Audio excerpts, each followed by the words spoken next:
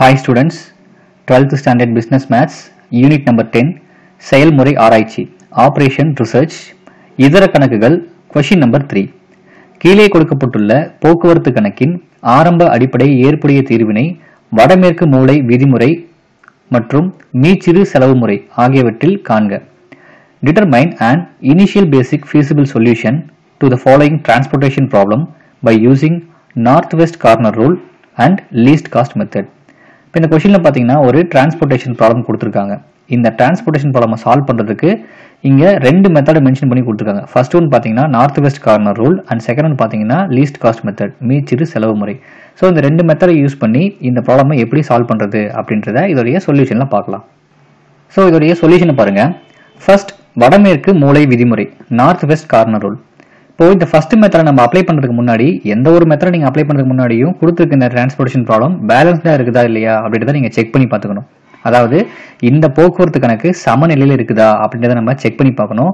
இந்த பேலன்ஸிங் எப்படி செக் பண்ணணும் அப்படின்னா சப்ளையோடைய டோட்டலும் டிமாண்டோடைய டோட்டலும் நமக்கு ஈக்குவலாக வரணும். இங்கே டிமாண்டுக்கு பதிலாக ரெக்யர்மெண்ட் கொடுத்துருக்காங்க. ஸோ ரெக்யர்மெண்ட் அப்படின்னாலும் டிமாண்ட் அப்படின்னாலும் ஒன்று தான். இப்போ இங்கே பார்த்தீங்கன்னா சப்ளையோடைய டோட்டல் ஃபர்ஸ்ட் கால்குலேட் பண்ணி பார்க்கலாம். 25 + 35 = 60. 60 + 40 100. ஸோ நமக்கு சப்ளையோட டோட்டல் பார்த்தீங்கன்னா 100 அப்படின்னு கிடைச்சிருக்கு. அதே போல் இப்போ டிமாண்டோட டோட்டல் பாருங்க, 30 + 25 55, 55 + 45 100. ஸோ டிமாண்டோடைய டோட்டலும் பார்த்தீங்கன்னா நமக்கு 100 அப்படின்னு வந்துருச்சு.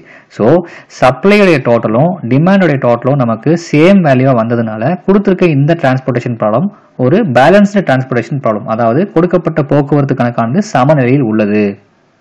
Therefore the given problem is balanced. இப்போ நெக்ஸ்ட் ஸ்டெப்ல என்ன பண்ணணும் அப்படின்னா கொடுத்துருக்க இந்த டிரான்ஸ்போர்ட்டேஷன் ப்ராப்ளமுக்கு நம்ம north west corner rule apply பண்ணணும். அதாவது வடமேற்கு மூலை விதிமுறையை நம்ம இங்கே பயன்படுத்தணும். ஸோ இந்த டேபிளேஷன்ல நார்த் வெஸ்ட் கார்னர்ல இருக்க ஃபர்ஸ்ட் செல்லை நம்ம சூஸ் பண்ணணும். இப்போ இந்த டேபிளேஷன்ல இருக்க நார்த் வெஸ்ட் கார்னர்ல இருக்க செல் பார்த்தீங்கன்னா இந்த ஃபர்ஸ்ட் செல்லு தான். ஸோ இதை நம்ம சூஸ் பண்ணிக்கணும். இப்போ சூஸ் பண்ண இந்த செல்லுக்கு கரஸ்பாண்டிங்காக இருக்கிற சப்ளை அண்ட் டிமாண்ட் ரெண்டுல எது மினிமமாக இருக்குதோ அதை உள்ள அலோகேட் பண்ணுவோம். இப்போ இங்கே சப்ளை பார்த்தீங்கன்னா 25, இங்கே டிமாண்ட் 30. ஸோ மினிமம் வேல்யூ 25, அதை உள்ள அலோகேட் பண்ணிடலாம். இப்போ இங்கே 25 வேல்யூஸையும் உள்ள அலோகேட் பண்ணதுனால இங்கே ரிமைனிங் 0 ஆகிடும். இங்கே 30 வேல்யூஸ் இருக்குது, அதில் 25 வேல்யூஸை அலோகேட் பண்ணியாச்சு. அப்போ ரிமைனிங் நமக்கு இங்கே 5 இருக்கும். இப்போ இந்த இடத்துல சப்ளை 0 ஆனதுனால இதுக்கு கரஸ்பாண்டிங்காக இருக்கிற இந்த ரோ ஃபுல்லாகவே கேன்சல் ஆகிடும். இப்போ நெக்ஸ்ட் ஸ்டெப் என்ன பண்ணோம் அப்படின்னா ரிமைனிங் இருக்கிற இந்த டேபிளேஷன் வேல்யூஸ்க்கு மறுபடியும் north west corner rule apply பண்ணுவோம். இப்போ இந்த டேபிளேஷன்ல நார்த் வெஸ்ட் கார்னர்ல இருக்க செல் என்னன்னு பாத்தீங்க அப்படின்னா இந்த செல் தான், அதாவது இந்த 6 அப்படின்ற வேல்யூ தான். ஸோ இந்த செல்லை நம்ம சூஸ் பண்ணிக்கலாம். இப்போ இதுக்கு கரஸ்பாண்டிங்கா இருக்கிற சப்ளை அண்ட் டிமாண்ட் ரெண்டுல எது மினிமமோ அதை உள்ள அலோகேட் பண்ணுவோம்.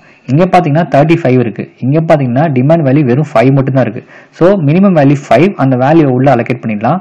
ஸோ இந்த இடத்துல 5 அப்படின்னு அலோகேட் பண்ணியாச்சு. இப்போ இந்த 5 வேல்யூஸும் உள்ள அலோகேட் பண்ணதுனால இந்த இடத்துல நமக்கு ரிமைனிங் 0 ஆயிடும். இங்க 35 வேல்யூஸ் இருந்தது, அதுல 5 வேல்யூவை அலோகேட் பண்ணியாச்சு. அப்போ ரிமைனிங் இங்க 30 வேல்யூஸ் இருக்கும். இப்போ இந்த இடத்துல டிமாண்ட் 0 ஆனதுனால இதுக்கு கரஸ்பாண்டிங்கா இருக்கிற இந்த காலம் ஃபுல்லாவே கேன்சல் ஆயிடும். தென் இப்போ நெக்ஸ்ட் ஸ்டெப் என்ன பண்ணோம் அப்படின்னா அகைன் இந்த டேபிளேஷன்ல ரிமைனிங் இருக்க வேல்யூஸ்க்கு மறுபடியும் north west corner rule apply பண்ணுவோம். இந்த 4 வேல்யூஸ்ல நார்த் வெஸ்ட் கார்னர்ல இருக்க வேல்யூ பாத்தீங்கன்னா இந்த 8. ஸோ இந்த 8 நம்ம சூஸ் பண்ணிக்கணும். இப்போ இந்த 8க்கு கரஸ்பாண்டிங்கா இருக்கிற சப்ளை அண்ட் டிமாண்ட் ரெண்டுல எது மினிமமோ அதை உள்ள அலோகேட் பண்ணுவோம். இங்க பாத்தீங்கன்னா சப்ளை 30 இருக்கு, இங்க டிமாண்ட் 25 இருக்கு. ஸோ மினிமம் வேல்யூ 25, அந்த வேல்யூவை உள்ள அலோகேட் பண்ணிடலாம். இப்போ இங்க 25 வேல்யூஸ் இருந்தது, அந்த 25ஐயும் உள்ள அலோகேட் பண்ணியாச்சு. அப்போ ரிமைனிங் இங்க 0 ஆயிடும். இங்க 30 வேல்யூஸ் இருந்தது, அதுல 25ஐ அலோகேட் பண்ணிட்டோம். அப்போ ரிமைனிங் நமக்கு 5 இருக்கும்.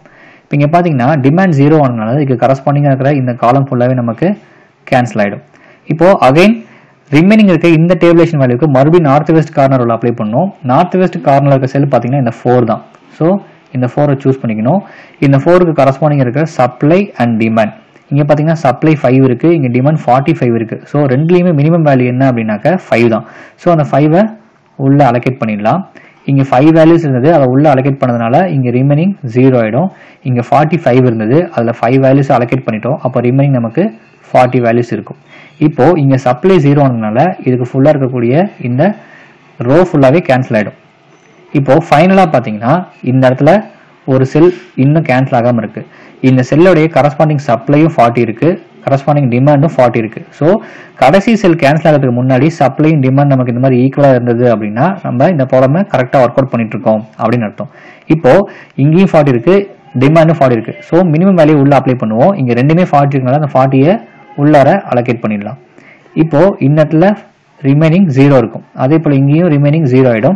ஸோ சப்ளையும் டிமாண்டும் 0 ஆனதுனால கரஸ்பாண்டிங் ரோவும் கேன்சல் ஆயிடும், அதே போல கரஸ்பாண்டிங் காலமும் நமக்கு கேன்சல் ஆயிடும். இப்போ ஃபைனலாக பார்த்தீங்கன்னா இந்த டேபிளேஷன்ல இருந்த ரோஸ் அண்ட் காலம்ஸ் எல்லாமே கேன்சல் ஆயிடுச்சு. இப்போ இந்த டேபிளேஷன்ல அலோகேட் இருக்க வேல்யூஸ் யூஸ் பண்ணி டோட்டல் டிரான்ஸ்போர்ட்டேஷன் காஸ்ட் நம்ம கண்டுபிடிச்சிடலாம். அதுக்கு முன்னாடி இந்த வேல்யூஸ் யூஸ் பண்ணி டிரான்ஸ்போர்ட்டேஷன் ஷெட்யூலை நம்ம எழுதணும். therefore போக்குவரத்து விவரம் டிரான்ஸ்போர்ட்டேஷன் ஷெட்யூல். இப்போ இங்கே பார்த்தீங்கன்னா ஃபர்ஸ்ட் ரோல ஃபர்ஸ்ட் செல் அலோகேட் ஆயிருக்கு, அதோடைய ஷெட்யூல் பார்த்தீங்கன்னா S1 to D1.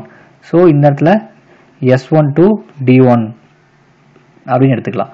And then இந்த செகண்ட் ரோல பார்த்தீங்கன்னா 3 செல்ஸுமே அலோகேட் ஆயிருக்கு. அப்போ இதோடைய ஷெட்யூல்ஸ் பார்த்தீங்கன்னா S2 to D1, S2 to D2, S2 to D3. So S1 to D1, S2 to D2 and S2 to D3. Then இந்த தேர்ட் ரோல பார்த்தீங்கன்னா இந்த கடைசி செல் நமக்கு அலோகேட் ஆயிருக்கு. ஸோ அதோடைய ஷெட்யூல் பார்த்தீங்கன்னா S3 to D3. So S3 to D3. இப்போ இங்கே பார்த்தீங்கன்னா டிரான்ஸ்போர்ட்டேஷன் ஷெட்யூலை நம்ம மென்ஷன் பண்ணிட்டோம். இப்போ அலோகேட் இருக்க இந்த செல்ஸை யூஸ் பண்ணி டோட்டல் டிரான்ஸ்போர்ட்டேஷன் காஸ்ட் நம்ம கால்குலேட் பண்ணிடலாம். therefore மொத்த போக்குவரத்து செலவு total transportation cost is equal to 25 into 9, 5 into 6, 25 into 8 plus 5 into 4 plus 40 into 9. இப்போ இந்த வேல்யூஸ் எல்லாத்தையும் நம்ம மல்டிப்ளை பண்ணிடலாம். 25 into 9 is equal to 225 plus 5 6 are 30 plus 25 into 8 200 plus 5 4s are 20 plus 40 into 9 360. இப்போ 225 plus 30 plus 200 plus 20 plus 360 இது எல்லாத்தையும் add பண்ணோம் அப்படின்னா நமக்கு 835 அப்படின்னு கிடைக்கும். ஸோ 835. therefore மொத்த போக்குவரத்து செலவு total transportation cost is equal to rupees 835. This is the answer. That's all.